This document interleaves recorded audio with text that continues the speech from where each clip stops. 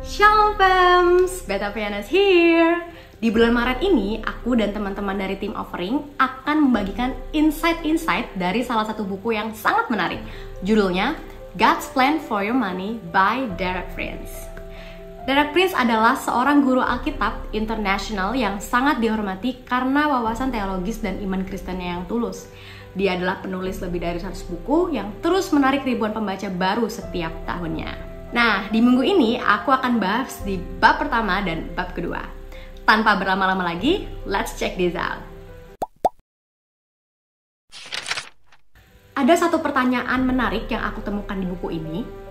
Apakah kita pernah berpikir untuk tahu bahwa Tuhan punya rencana dalam keuangan kita? Mungkin bagi sebagian orang yang bertumbuh di background keluarga atau lingkungan yang sangat rohani, memandang uang itu sebagai suatu hal yang kurang baik. Nah, ternyata Derek Prince bilang kalau pemikiran seperti ini bukan pemikiran yang Alkitabiah loh. So, gimana sih bisa tahu kalau ternyata Tuhan punya rencana dalam kehidupan kita, bahkan juga dalam keuangan kita? Untuk tahu rencananya, kita harus belajar untuk tahu kehendaknya terlebih dahulu.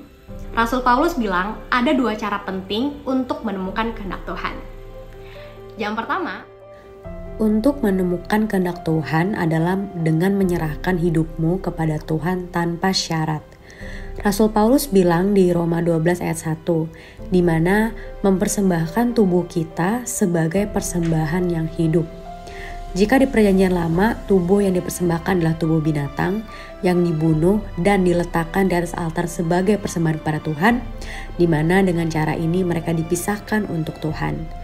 Dengan begitu, Rasul Paulus juga menekankan hal yang sama dengan tubuh kita. Letakkan di atas altarnya Tuhan tanpa syarat.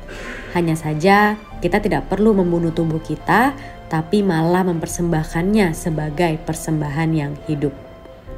Yang kedua, untuk menemukan kehendak Tuhan adalah belajar cara berpikirnya Tuhan. Rasul Paulus maksud adalah pembaharuan budi.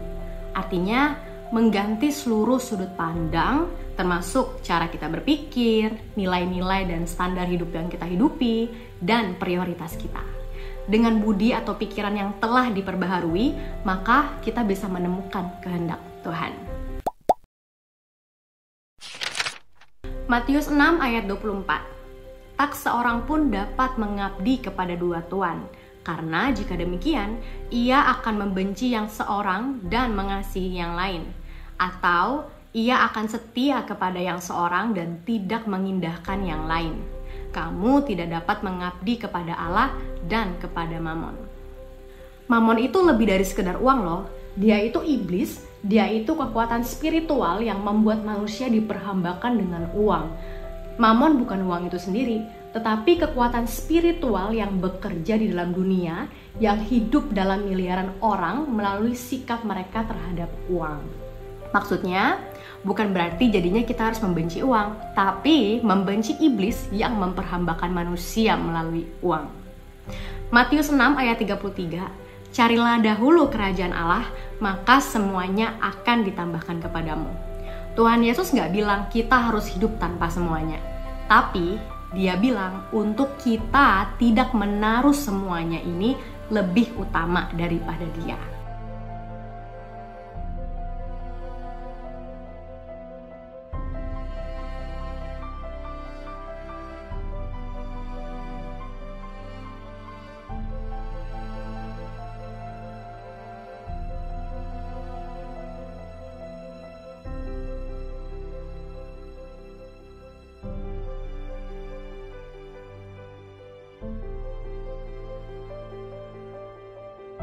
Kesaksian sedikit, salah satu goalsku di tahun 2022 lalu adalah breakthrough di area keuangan, dimana aku belajar menyisihkan gajiku untuk mengumpulkan dana darurat, S2, bahkan bisa beli tiket PP Indo Dubai yang hanya untuk ketemu keluarga rohani dan berdoa bersama.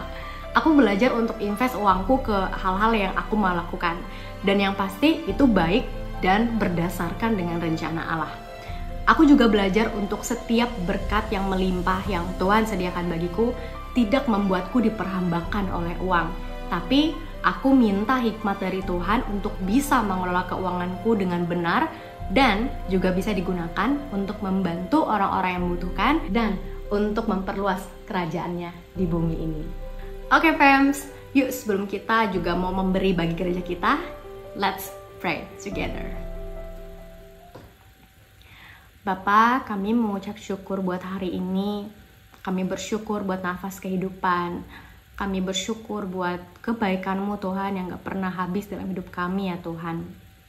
Bapa, pada saat ini Tuhan, kami mau mempersiapkan hati, roh, jiwa, dan tubuh kami Tuhan untuk diberikan sebagai persembahan yang hidup ya Tuhan, bagi kemuliaan-Mu ya Tuhan.